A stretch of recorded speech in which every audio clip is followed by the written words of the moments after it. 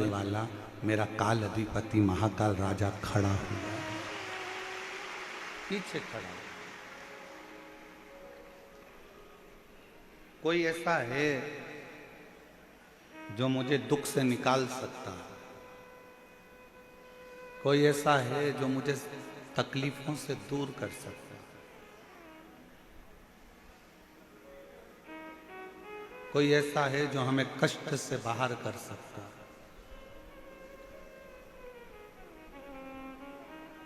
और वो कोई दूसरा नहीं, आपके भीतर का विश्वास,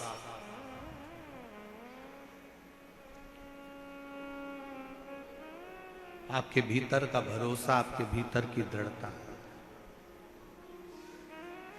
फल को काटने के लिए एक चक्कू की जरूरत पड़ती है, सब्जी को काटने के लिए एक चाकू की जरूरत पड़ती है, लकड़ी को काटने के लिए कुल्हाड़ी की जरूरत पड़ती है, लकड़ी को काटने के लिए आरी की जरूरत पड़ती है। युद्ध के मैदान में दुश्मन की गर्दन काटने के लिए तलवार की जरूरत पड़ती है, और अपनी जिंदगी के सारे पापों को काटने के लिए शिव महापुराण की जरूरत पड़ती है।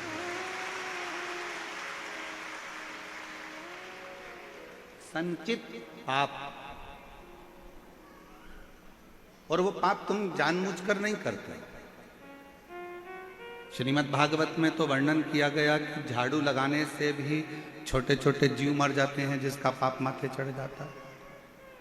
ऋषभ देव जी महाराज की कथा जो भागवत जी में आती है, श्रीमद् भागवत के अंदर आती है, तो उसमें अहिंसा परमो धर्म की बात कही जाती है, और होना चाहिए। अग्नि को जलाया तो अग्नि में भी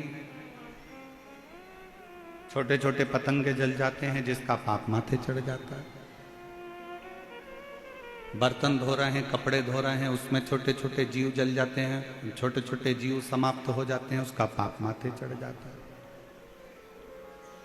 चलकर अपन कहीं जा रहे हैं तो अपने पांव के नीचे छोटे छोटे जीव मर जाते हैं, उसका पाप माथे चढ़ जाता है। ये आपके स्मरण में ये पाप नहीं है, आप इनको जानबूझकर नहीं कर रहे हो। आप में कई माताएं ऐसी बैठी हैं, कई जीजियां ऐसी बैठी हैं, कई मेरे जीजा ऐसे बैठे हैं, कई मेरी बहनें, कई मेरे भाई ऐसे बैठे हैं जो घर में चींटी अगर आ भी जाती है तो उसको मारते नहीं हैं, उस चींटी को निकल जाने देते हैं कि ये निकल जाए।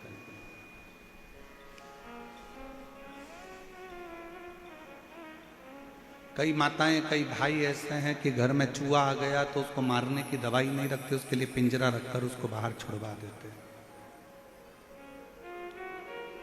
कई मेरी जीजियां, कई मेरे जीजा ऐसे हैं कि सांप अगर घर में आ गया तो उसको पकड़वाने वाले को बुलाकर उसको पकड़ाकर बाहर छुड़वा देते हैं, और जाते जाते उससे कहते भी हैं कि इसको मारना मत।